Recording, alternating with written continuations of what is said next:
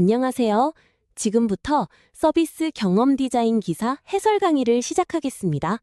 첫 번째 문제는 디자인의 개념에 관한 문제로 디자인의 본질을 알아야 하는 문제입니다. 디자인의 개념에 대한 설명으로 가장 적절한 것은 무엇일까요? 여기서 정답은 2번, 문제 해결을 위한 창조적 사고 과정입니다. 디자인은 단순히 아름다운 형태를 만드는 것을 넘어서 사용자가 직면한 문제를 해결하기 위한 창조적이고 체계적인 사고 과정을 의미합니다. 미적인 측면뿐만 아니라 기능성과 실용성, 사용자 경험까지 종합적으로 고려해 최적의 해결책을 제시하는 것이 디자인의 본질입니다. 예술적 표현만 추구하거나 기술적 구현에만 집중하는 활동은 디자인의 일부분일 뿐 전체를 대표하지 못합니다. 현대의 디자인은 사용자, 환경, 사회 전체를 고려하는 통합적 접근이 필수적이며 디자이너는 문제를 발견하고 정의하는 능력부터 창의적인 해결책을 도출하고 이를 검증하는 능력까지 폭넓은 역량을 갖추어야 합니다. 따라서 디자인은 예술과 공학, 인문학이 결합된 융합적 영역이라고 볼 수 있습니다. 두 번째 문제는 디자인 윤리에 관한 문제로 디자이너의 사회적 책임을 알아야 하는 문제입니다. 디자인 윤리에 대한 설명으로 옳은 것은 무엇일까요? 여기서 정답은 2번, 사회적 책임과 지속 가능성을 고려해야 한다는 것입니다. 디자인 윤리는 디자이너가 자신의 작업이 사회와 환경에 미치는 영향을 인식하고 책임감을 가지고 작업해야 한다는 개념입니다. 이는 단순히 법적 규제를 준수하는 것을 넘어서 환경적 지속 가능성, 사회적 형평성, 경제적 공정성을 모두 고려하는 폭넓은 책임의식을 의미합니다. 디자이너의 개인적 가치관만 반영하거나 상업적 이익만 추구하는 것은 윤리적이지 않으며 법적 규제 준수도 최소한의 기준일 뿐 충분 조건이 될 수 없습니다. 현대사회에서 디자이너는 사용자의 안전, 개인정보 보호, 약자에 대한 배려, 환경 보호 등 다양한 측면을 고려해야 하며 이러한 윤리의식은 디자이너가 갖추어야 할 핵심 자질로 평가받고 있습니다. 세 번째 문제는 경험 디자인의 정의에 관한 문제로 경험 디자인의 범위를 알아야 하는 문제입니다.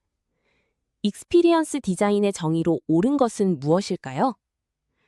여기서 정답은 1번, 사용자가 제품이나 서비스와 상호작용하는 전체 경험을 설계하는 것입니다.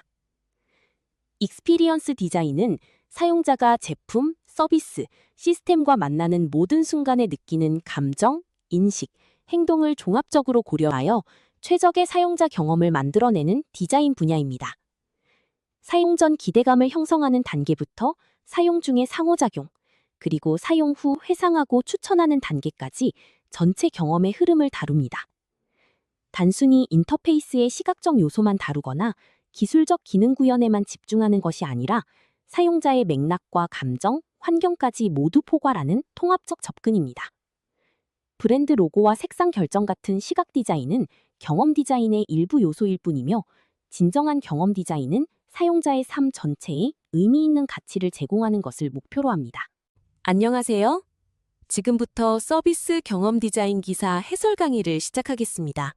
첫 번째 문제는 데스크 리서치에 관한 문제로 그 범위를 정확히 알아야 하는 문제입니다. 데스크 리서치 수행 시 고려해야 할 사항으로 가장 부적절한 것은 무엇일까요? 여기서 정답은 3번, 직접적인 사용자 인터뷰 실시입니다. 데스크 리서치는 세컨더리 리서치라고도 불리며 이미 존재하는 자료들을 수집하고 분석하는 조사 방법입니다. 학술 논문, 산업 보고서, 통계 자료, 뉴스 기사, 경쟁사 자료, 정보 발간물 등 기존에 발행된 데이터를 활용하기 때문에 책상에 앉아 진행한다는 의미에서 데스크 리서치라는 이름이 붙었습니다. 수행 시 가장 중요한 것은 자료의 신뢰성과 타당성을 검증하고 최신성과 관련성을 확인하며 출처의 객관성을 평가하는 것입니다. 반면 직접적인 사용자 인터뷰는 새로운 자료를 직접 생성하는 프라이머리 리서치에 해당하므로 데스크 리서치의 범위에 포함되지 않습니다. 일반적으로 프로젝트 초기에 데스크 리서치로 전반적 맥락을 파악한 뒤 프라이머리 리서치로 구체적인 사용자 인사이트를 확보합니다. 두 번째 문제는 미시적 환경 조사에 관한 문제로 거시적 환경과의 차이를 알아야 하는 문제입니다. 미시적 환경 조사의 대상으로 가장 적절한 것은 무엇일까요? 여기서 정답은 3번, 직접적인 경쟁사와 고객입니다. 환경 분석은 거시 환경과 미시 환경으로 구분됩니다. 거시 환경은 패스트 또는 패스텔 분석으로 다루어지며 정치, 경제, 사회, 기술, 환경, 법률 등 조직이 직접 통제할 수 없는 광범위한 외부 요인을 의미합니다. 국가 정책 동향, 글로벌 경제 상황, 국제 기술 표준 등이 여기에 포함됩니다. 반면 미시 환경은 조직이나 서비스에 직접적이고 즉각적으로 영향을 미치는 가까운 환경 요소들로 포터의 5 포시스 모델로 분석되기도 합니다. 직접적인 경쟁사, 현재와 잠재 고객, 공급업체, 유통업체, 대체제, 신규 진입자 등이 미시 환경의 주요 분석 대상입니다. 미시 환경은 조직이 어느 정도 영향력을 행사할 수 있고 전략적 의사결정에 직접 반영되는 영역이라는 특징이 있습니다. 세 번째 문제는 사용자 라이프 스타일 조사에 관한 문제로 AIO 분석 프레임을 알아야 하는 문제입니다. 사용자 라이프 스타일 조사에서 파악해야 할 요소가 아닌 것은 무엇일까요? 여기서 정답은 4번, 기업의 재무 상태입니다. 사용자 라이프 스타일 조사는 인구 통계학적 정보만으로는 알 수 없는 사용자의 생활 방식과 가치관을 깊이 이해하기 위한 조사 기법입니다. 가장 대표적인 분석 프레임이 AIO 분석으로 액티비티스는 일상에서 어떤 활동을 하는지를 의미하며 직업, 취미, 사회활동, 여가 등이 포함됩니다. 인터레스트스는 무엇에 관심을 가지고 있는지를 다루며 가족, 가정, 패션, 미디어, 음식 등이 분석됩니다. 오피니언스는 자신과 사회 이슈, 비즈니스, 미래 등에 대해 어떤 의견과 가치관을 가지는지를 살펴봅니다. 이러한 AIO 분석은 시장 세분화와 타깃 커스터머 정의, 서비스 콘셉트 도출의 핵심 자료가 됩니다.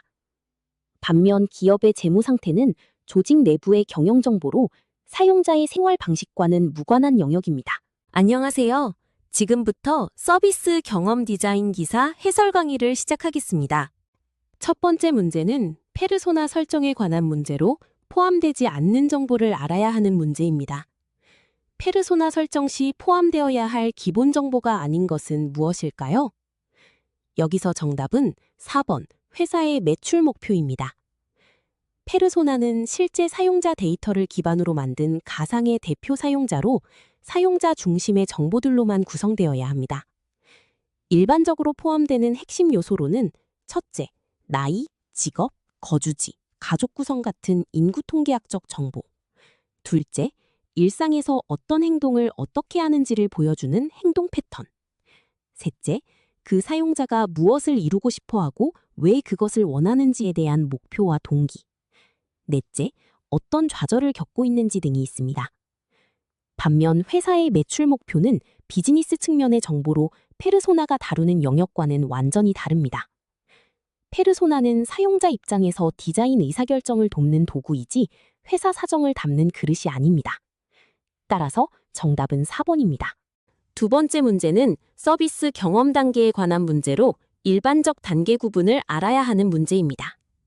서비스 경험 단계 유형화에서 일반적으로 구분되는 단계가 아닌 것은 무엇일까요? 여기서 정답은 4번 제품 개발입니다. 서비스 경험 단계는 철저히 사용자 관점에서 서비스와의 만남을 시간 순서대로 나누는 것입니다. 일반적으로 awareness, 즉 인지 단계는 사용자가 서비스의 존재를 처음 알게 되는 단계이고 consideration, 즉 고려 단계는 다른 대안과 비교하여 이용 여부를 결정하는 단계이며 purchase, 즉 구매 또는 이용 단계는 실제 결제하거나 서비스를 사용하는 단계입니다. 이외에도 사용 단계, 유지 단계, 추천 단계 등이 이어집니다. 반면 제품 개발은 서비스 제공자가 사용자에게 서비스를 내놓기 전에 내부적으로 수행하는 활동으로 사용자가 직접 경험하거나 인식하는 단계가 아닙니다. 사용자 관점과 제공자 관점을 명확히 구분하는 것이 중요합니다. 따라서 정답은 4번입니다. 세 번째 문제는 이해관계자 역할에 관한 문제로 스폰서의 역할을 알아야 하는 문제입니다. 이해관계자 역할 정의에서 스폰서의 주요 역할은 무엇일까요? 여기서 정답은 2번, 서비스 개발에 필요한 자원을 제공하는 역할입니다.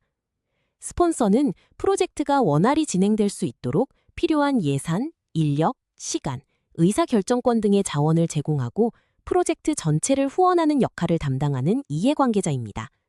일반적으로 임원이나 사업부장 등 조직 내에서 충분한 권한과 영향력을 가진 의사결정권자가 이 역할을 맡으며 프로젝트 팀이 외부 압력이나 자원 부족 문제에 직면했을 때 방패막이가 되어줍니다.